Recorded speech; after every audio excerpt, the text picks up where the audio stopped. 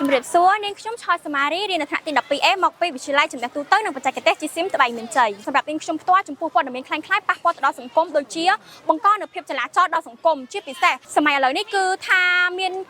មនុស្សជាច្រើនតែងតែប្រើប្រាស់នៅបច្ចេកវិទ្យាដូចជាក្មេងៗឥឡូវហ្នឹងគឺកំពុងតែប្រើប្រាស់បច្ចេកវិទ្យាដូចគ្នាគឺតម្រូវឲ្យពួកគាត់ហ្នឹងគឺយល់ដឹងពីព័ត៌មានហ្នឹងគឺឲ្យ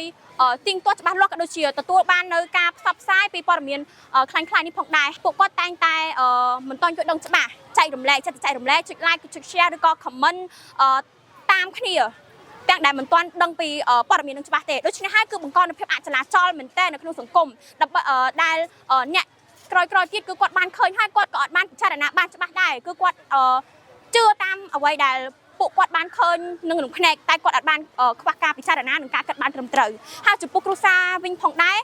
ព័ត៌មានคล้ายៗនេះបើសិនជាតាមជាស្ដាយខ្ញុំផ្ទាល់នៅពេលដែលប៉ាម៉ាក់របស់ខ្ញុំគាត់ទទួលបាននៅព័ត៌មានពីបច្ចេកវិទ្យាក្នុង Facebook ឬក៏តាមបណ្ដាញផ្សេងៗនៅក្នុង app ប្រើប្រាស់ app ផ្សេងៗគឺគាត់តែងតែសួរខ្ញុំមិនថាតើព័ត៌មាននេះគឺជាព័ត៌មានពិតប្រាកដឬក៏អត់ហើយខ្ញុំតែងតែប្រាប់គាត់ថាសម័យនេះប៉ាម៉ាក់បច្ចេកវិទ្យា AI គឺកាន់តែរីកចម្រើនខ្លាំងមែនទែនដូច្នេះហើយមុននឹងការជឿទុកចិត្តឬក៏ការចែករំលែកអ្វីការជឿទៅលើព័ត៌មានហ្នឹងដូច្នេះហើយសូមប្រើប្រាស់នៅការគិតបានត្រឹមត្រូវក្នុងនាមខ្ញុំជាសិស្សានុសិស្សម្នាក់នាងខ្ញុំក៏សូមសំណូមពរទៅកាន់សិស្សានុសិស្សគ្នាឯងផងដែរក៏ដូចជាមនុស្សដែលបានប្រើប្រាស់នៅបច្ចេកវិទ្យាទូរស័ព្ទដៃមួយចំនួនហ្នឹងគឺសូមឲ្យគិតពិចារណាជាមុនព្រោះដោយសារតែសម័យឥឡូវនេះគឺថាក្មេងៗរបស់យើងក៏ប្រើប្រាស់នៅទូរស័ព្ទដៃផងដែរដូច្នេះហើយដើម្បីការពារក៏ដូចជាទប់ស្កាត់គឺយើងនៅពេលដែលយើងឃើញព័ត៌មានបើយើងគិតថាព័ត៌មាននេះគឺជាព័ត៌មានខ្លាំងៗយើងគួរតែ report ឬក៏ចុច block ឬក៏ទប់ស្កាត់អីផ្សេងៗដើម្បីជៀសវាងក្នុងការ